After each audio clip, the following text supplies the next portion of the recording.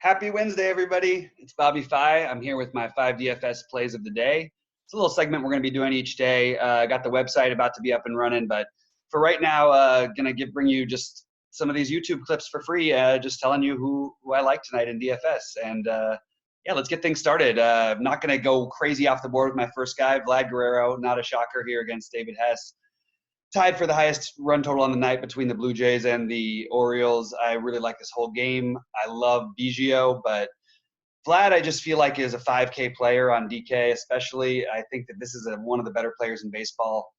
And his numbers haven't shown it yet, but trust me, they will. There's no question. I feel like this is a can't-miss guy who just is still too cheap and is going to be a multi-home run threat in every game, especially one against Hess in this horrible Orioles bullpen.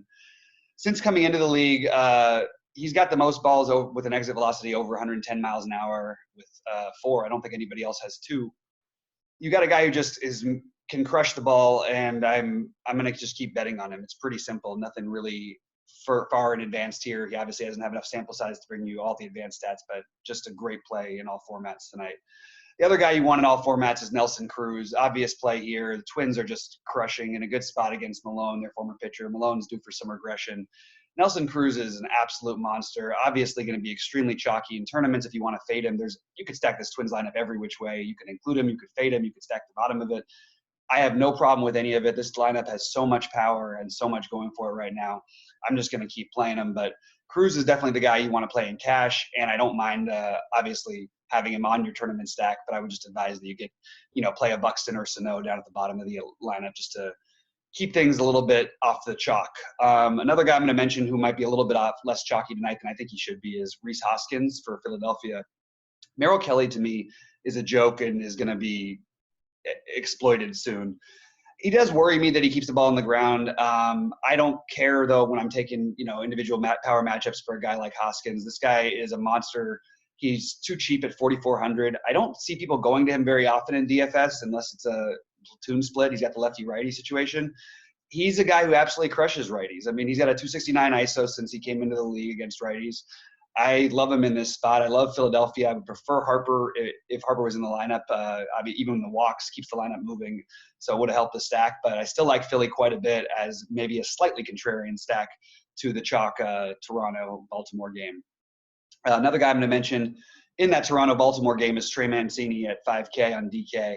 I think Trey Mancini is just, in a great spot against, they're using an opener now for Toronto, which makes me like them a tiny bit less. But mostly it's going to be Jackson and then a horrible bullpen that he's facing. And I love the Orioles. They'll be probably 1 or 2 on almost all of my lineups, if not all my lineups, and probably 3 or 4 or 5 even potentially on a good portion of my lineups tonight.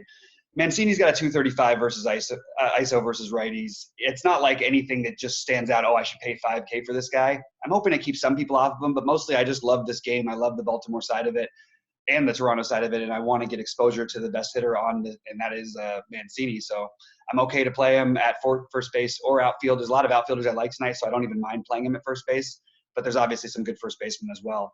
Just think he's in a really good spot, and love VR also in this game. I think this is a spot where I expect the Baltimore to put up some runs, as well as Toronto. So like the game stack, but just want to get a little bit, off the chalk somewhere else because that in Minnesota should be the chalk tonight. One guy who I don't think is going to get too much ownership tonight, but should have some, is David Peralta. David Peralta, Zach Eflin has been pretty good against righties, actually.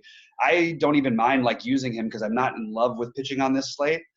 But I think that if I'm using anybody, it's going to be from the Arizona side of the ball. It's going to be Peralta. Just his pitch type matches up so well with Eflin. I just think it's a really, really good spot for him. And he's still reasonably priced. Again, I'm going to see where ownership lands up on him, but I do think that he's one of those guys who I'm going to want to try and prioritize in a lot of my lineups that I think is a little bit, he's not from one of the maiden 4 stacks that I want to use. I don't want to stack Arizona. I'll only be using a little bit of Peralta and a little bit of Escobar just because no one's going to play him. And I think that's an interesting spot for a guy who's been hot. And at 5,500, I just don't see people going there on not a small slate, but an 8-game slate that should have some condensed ownership on it. I think that you're going to get nothing on Escobar, and he's a guy who I'd prioritize as a potential one-off along with Peralta. Anyway, we'll be bringing back more to you later today. Appreciate you guys tuning in. We will talk to you soon.